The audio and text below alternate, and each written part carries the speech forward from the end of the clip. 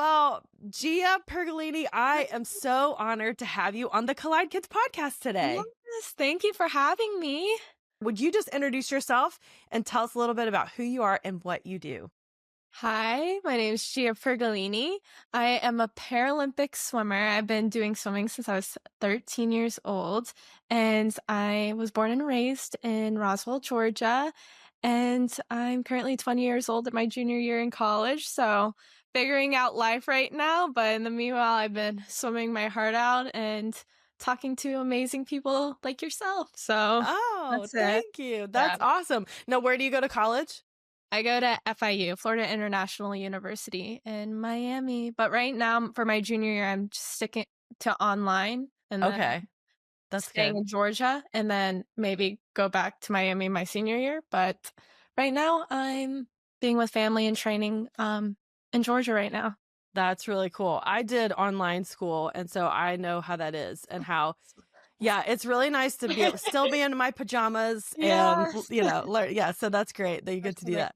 Yeah. Although I did miss some of the interaction, like with Yeah. fellow students. That's tough. But yeah, but definitely being able to sit in my hmm pajamas was very nice. hmm Yeah, it's definitely bittersweet.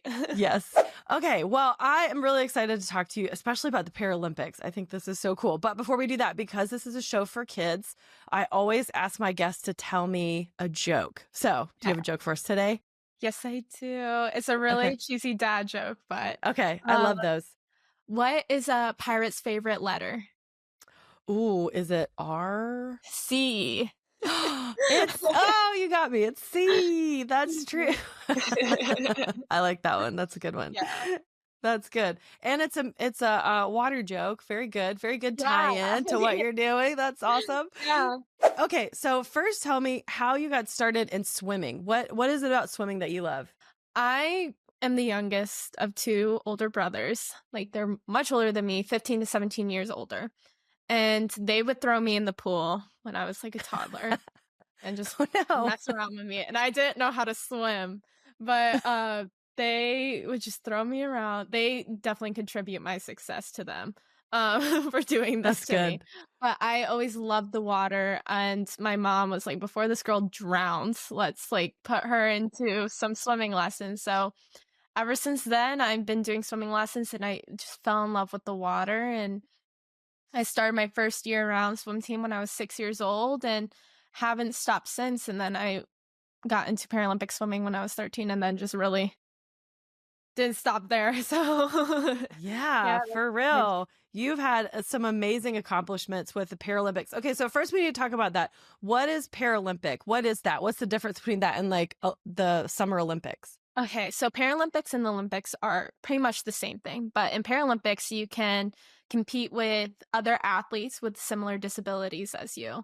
So we get to experience the same thing as an Olympians. We get to, well, we're getting there, but when it comes to every 4 years going to the Olympics, we have the same venues as the Olympians, and we can compete at a high level. So I went to Tokyo and I went to Paris, and I compete against girls with similar visual impairments as me. So, in Paralympics, there's all different types of classifications for athletes with different disabilities. Obviously, I'm not going to compete with someone that has a missing leg because that would not be fair. So, people with a missing limb can also compete with other people with missing limbs. So, it really just depends on your classification. It ranges from, in swimming, it ranges from S1 to S14. And so being S1 and S10, those are physical disabilities.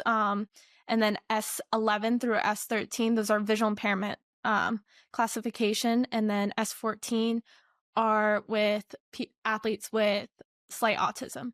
So we can travel the world, compete at high levels with other amazing athletes, and it's a huge honor representing this country in the Paralympics. So That's so cool. And I love that you guys get to compete in the same venues. So it, yeah, it comes right after the Olympics, right? So right yeah. after the Summer Olympics took place, the Paralympics 2 weeks happened. after. Yep. Okay, very cool. Very Yeah. cool. And I'm glad too, because they work so hard to build those Yeah. facilities and then they still get good use after a few weeks. So Yes. that's good. Where there's some rumors that in LA that we might not have the same venue, which is a little disappointing, but we're still fighting for equality in the Paralympics, but it's really has come a far way from when I was 13 to now. And it's just been an amazing journey with these friends and relationships I made. That's awesome. I love that. Now, you did mention that you have a visual impairment. Can you talk a little bit about that, what that is, and how was that from when you were born, or did that Yeah. start later in life? So yeah, I have a genetic eye disease called Stargardt's disease, and I was born with it, but we didn't really know it was a problem until I was in kindergarten when I started grade school. When I had to see the board and I couldn't see the board like all the other kids, and we went to so many eye doctors to figure out what was wrong with me, and they couldn't figure out what was wrong with me. And then it wasn't until fourth grade we went to an eye specialist that looked in the back of my eye and saw my Stargardt's disease. And it's really cool when you see the picture. It's like a little stain in the back of your eye. It's kind of cool, not cool, but but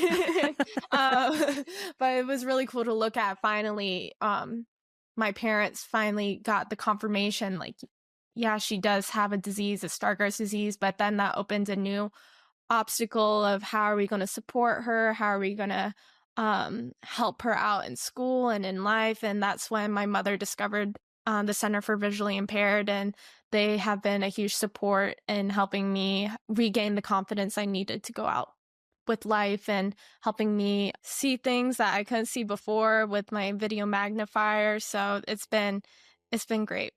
Yeah, that's amazing. And I love that you found support, because Mhm. sometimes that can be very isolating to not Mhm. have that and your family surrounding you with that as well.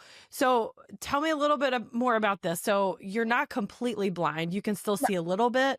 Yeah, so Stargardt's Okay. disease, basically, the best way I can explain it without being super scientific, even though I couldn't really explain it scientifically, but so I can see peripherally, not central, like the center of my eye. I have two blind spots. So right now I'm looking at the screen, but I can't see your face at all unless I like position my eye in a certain way where I can see Okay. you. I can see around you, so I can see there's 2 chairs right in between you and I, or between the computer, not you.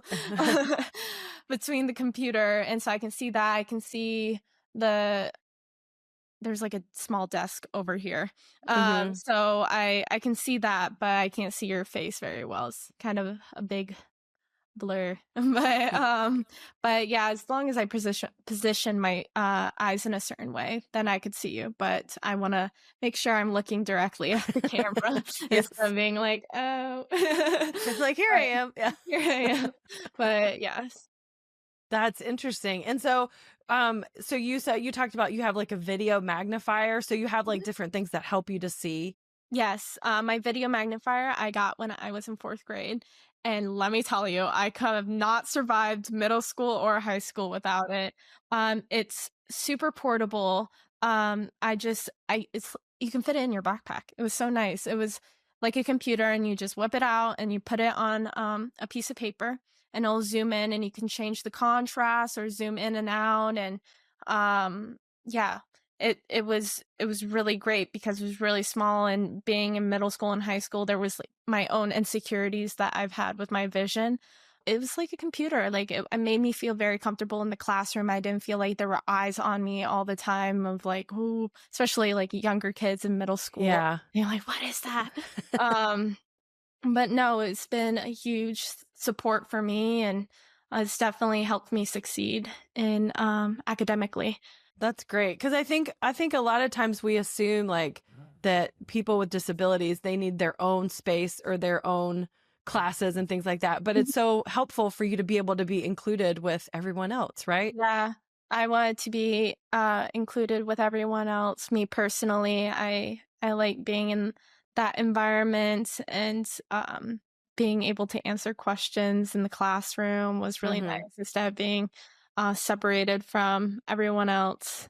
So how does that work with your swimming? Like how do you overcome this visual impairment while you swim?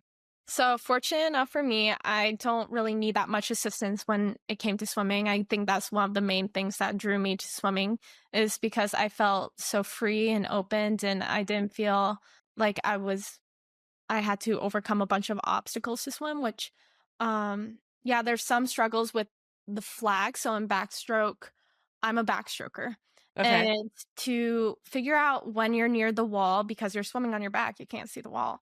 There's these flags that indicate where you are in the pool.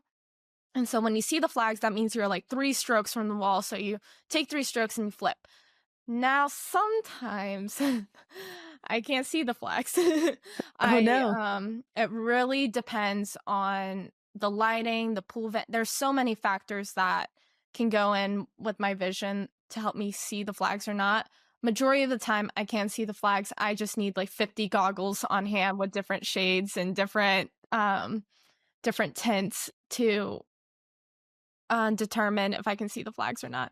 Okay. So I usually have those on hand, but that's kind of the only thing that I have a struggle with when swimming. Other than that, I'm a pretty good able-bodied swimmer. I went to a D1 college for swimming, so I didn't really need assistance. Like there's some people in Paralympic swimming with visual impairments that need tappers to indicate if they're close to the wall. So Mhm. it's like a big stick with a pool noodle head on the end, and you tap the person's head when they're close to the Oh, when they're so close they don't crash, right? so they don't crash. So sometimes other athletes need that, but I don't need that. It's really great for me because swimming, I Yeah. don't need a lot of assistance, which I appreciate. I can't see the clock, so I can't see if my times are good or not unless I get out of the pool and ask Right. someone. You have But to that's find normal. out. Yeah, and then I Yeah. find I'm like, ooh. Yeah. So what has been your best time so far? Yeah, in 2021 Tokyo, I did the 100-meter backstroke, which is my best event, and I went a 104.64, which was my first time going under 105 because I was stuck at 105 for the longest time. I went 105 at prelims, 105.5, and I was like, "Are you kidding me?" And I was 5/100ths of a second off. I'm like, "Ugh." And through a lot of pain and determination for the final, I went a 104.64 and got the world record and the Paralympic gold medal, which is been my best time since. I went a 104.9 in Paris, which I was really happy with, but the 104.64 was my best. That's awesome. Yeah. That's so cool. So you're a gold medalist. That's Yeah. really neat. You have a Oh, gold. So did you get the same gold medal that the Olympians got, like with the a piece of the doesn't it have a piece of the Eiffel Tower yes. in it? Yes, I That's so did. fun. In Tokyo, we didn't get the same medals. They're still gorgeous medals, don't get me wrong. We got Mhm. really good medals in Tokyo, but they weren't the same ones as the Olympians. But in Paris, I saw the design that the Olympians got, and I was like, "Oh, I want that." I was like, I want that piece of the Eiffel Tower." So, Yes. um, when I got it, I looked, I'm like, "Oh, thank God." I'm like, "It looks just like the Olympians." And the difference between the Olympic and Paralympic for Paris is Paralympic has, Braille on it. Oh. So for the visual impairment, athletes that can read Braille, I can't read Mhm. Braille, um, but they can read their event number on the Yeah. medal. So each That's medal, amazing. so mine would have the 100-meter backstroke on it, and then I got a silver medal in the 50 free, so that would say 50 free. So tell us a little bit about your faith. Like, how does your faith in God play into being a swimmer and competing at this level? So I grew up Catholic. My family's Catholic, so I've always had that faith, a part of me in God, a part of me my whole life, fortunately. And my faith is probably the most important part that plays into competing in my competition in my day-to-day life. Every Paralympic Games, my friend who's also Catholic would come to me and pray before our events because our events would be on the same day, our Mhm. biggest events. So she would swim the 400 free and I would swim the 100 back. And we would always pray beforehand and say a quick prayer. And I always have to remind myself in the ready room that no matter what the turnout is, whether I win or lose, I know God has a path for me and it's Mhm. part of God's plan. And I just need to trust in his plan and everything will work out. I always try to remind myself when I'm going through hard times, if I'm struggling, God will always have some sort of lesson for me. So every time I Yeah. look back in the past and I find myself going through hard times, if I lost my hair when I was in high school and I went through hard times in middle school, and I remember looking back at it and being like, all those things that have happened have turned out to be the best for me. And Yeah. I always have to remind myself, like, that was God. Like, you might be going through these hard times right now, but trust me, there is a light at the end of the tunnel. Right. And every time when I'm in the present, if I'm going through a hard time, I always have to remind myself there's a light at the end of the tunnel, and God will have a plan for me, and I just need to follow and trust in his path. Yeah. I heard somebody say once too that God takes our mess and he makes it our message. And so when there's things that happen in our life that are not good, that we don't wish for, he's able to use those things to help someone else or to Mhm. help us to be stronger for the next thing he has for us. And I see that in you. I think God's really used a lot of Yeah. things in your life Yeah. to spur you on. Who knows how far you would have gotten in swimming had you not had this visual impairment, you know? Yes, that's why I tell everyone, I contribute all my success to God. I mean, when I won my gold medal in Paris, like the first thing I did was make the sign of the cross in the pool. And everyone who tells me, oh, when I tell them of my disability and they're sympathetic towards me, I always have to remind them, I'm like, I would not be here today or have the success or experience these great accomplishments if it wasn't for God and giving me. I don't perceive it as a disease, I kind of perceive it as a gift, Yeah. Wow. because without it, I wouldn't be here talking to you, or Right. I wouldn't be in Paris, and I wouldn't have met these amazing people and inspire kids with similar disabilities as me. So I really think I'm very grateful that God has given me this path to Yeah. showcase what, um having a disability can do. Yeah, absolutely. I think Mhm. that's awesome. So I'm thinking too about people that are listening right now. Maybe they have family members, or maybe they have someone, one of their kids or one of their family members they know of is struggling with a visual disability. How would you encourage them? What would you tell them to do? I would say come to Center for Visually Impaired. um, come to CVI, and also don't let your disability define who you are. Hmm. That's one of the biggest lessons I've had to learn is I have needed to accept myself for who I am to be successful. And so I wouldn't have been able to do that if I didn't educate myself with my body and my vision. So definitely finding out that I had Stargardt's disease was definitely a stepping point. And I think with parents that can see their kids struggling visually or a child is struggling visually, just trying to figure out a way to help them and come to like a place like CVI, especially if you're near the Atlanta area, educating yourself and finding ways to help you is such a beautiful thing to me. So Yeah. don't let it destroy you. I guess that's Yeah. kind of like in middle school, there was a point where I was like a little sad, but I had to remind myself like I wouldn't be here and I probably wouldn't be as strong as I am today if it wasn't for that. Yeah. So yeah. Yeah, I think that's encouragement for anyone, even if they don't Uh-huh. have a disability. We Yeah. all have things we have to overcome, Uh-huh. and we can't let those things destroy us or define us. We can move forward, and we always need to ask others for help. We're not made to be isolated and Absolutely. by ourselves all the time. We need other people. We need other Uh-huh. people to help and to be a part of the greater good. That's we're gonna do that in community the best way. So I think that's a good encouragement for everyone that's listening too. So tell us a little bit more about your goals for the future. Are you going to keep competing? Are you going to keep trying to go to the next Olympics in Yeah. LA? Yeah, so right now I just got a new coach. He's amazing. His name's Chatham. And I've been working with him, slowly getting back into swimming. I took a well-deserved needed break Yes. after Paris. So I'm slowly getting back into it, struggling a little bit, but building back my strength, and I am planning on going for LA if my body is healthy in 4 years, I am so down to go to LA, and that's what my goal is. My other coach, Larry, who I've been working with since I was 13 years old, he's my weight trainer coach. It's a love-hate relationship for sure. I can see that.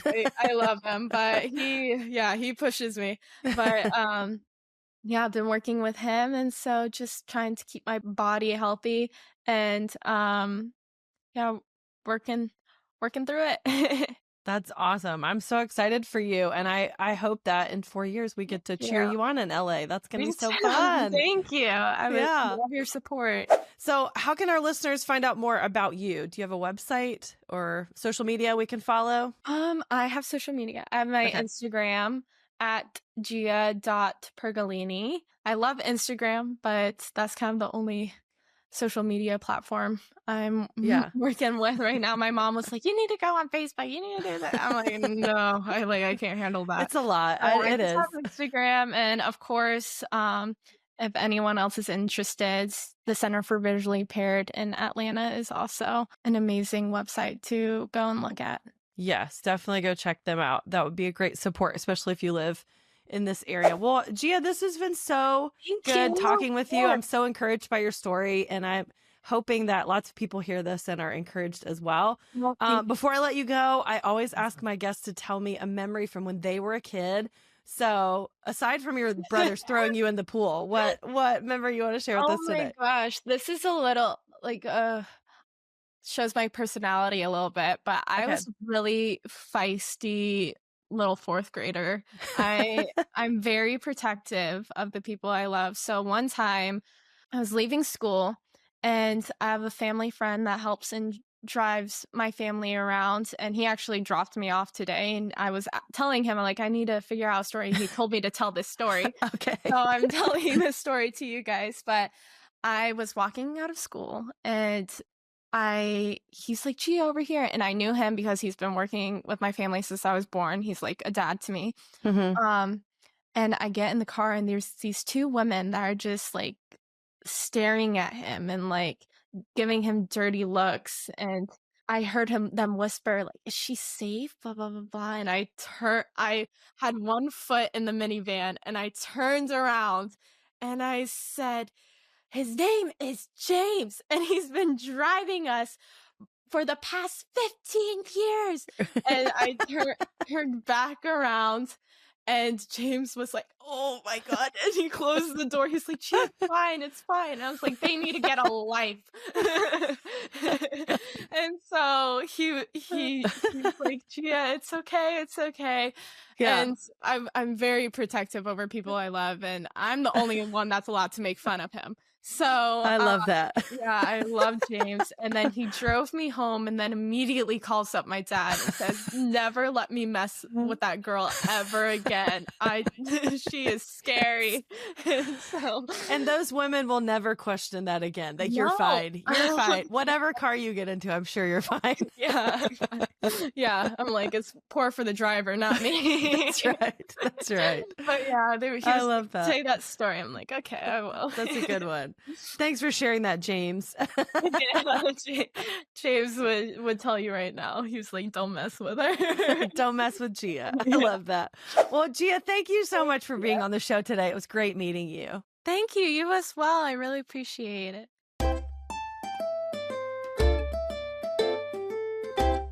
What is a big favorite karate move? What?